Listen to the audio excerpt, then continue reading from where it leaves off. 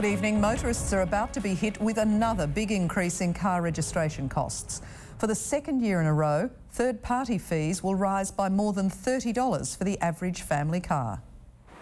Last year's steep hike of 8.5%, or more than 3 times the rate of inflation, was blamed on the global financial crisis. That period may have passed, but we're still being slugged with another steep increase in compulsory third-party premiums.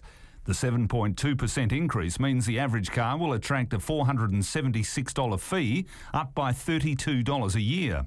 The Treasurer says the money's needed to help cover the $450 million paid out on injuries each year. I accept the drivers are unlikely to welcome this increase.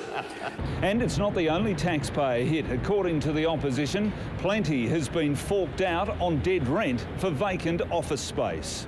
It says this Curry Street building housed one of the Premier's much-hyped Carnegie Mellon Uni campuses. The visual arts facility, similar to this one in Pittsburgh, ran for 2 years and then closed. The government has been paying their rent for 2 years, $250,000. The further education minister was in the dark. I have no idea. I don't know. I haven't been briefed on that. The government says the Carnegie campus merged with Uni SA, leaving 2 other start-up companies in Curry Street rent-free until last October. Mike Smith and 7 News. Innocent motorists have been caught in a wild 5-hour crime spree that's left a police officer injured. The 2 car thieves are still on the run and police fear they'll strike again. After breaking into a Birdwood service station, 2 men in a stolen Renault pulled over in front of motorist Cameron Felstead, claiming to have a flat tyre. The 16-year-old stopped to help and was threatened. First thing I thought was guns. So his mate jumped out of the passenger seat, ran around, jumped on my mate and bottled him. And then the guy started yelling at me, giving me my keys, so I chucked him my keys. The pair torched the Renault and drove off in the BMW, then crashed into a farmer's fence at Monarto.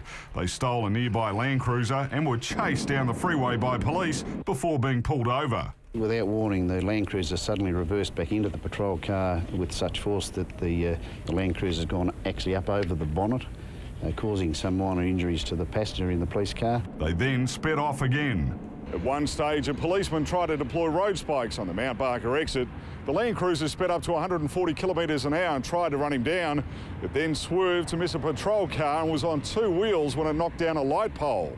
The Land Cruiser then collided with at least 2 more cars. He swerved into me and then he kept on going and it looked like he was going to hit some more cars up ahead of us. The pair is still on the run. Peter Caldecott, 7 News.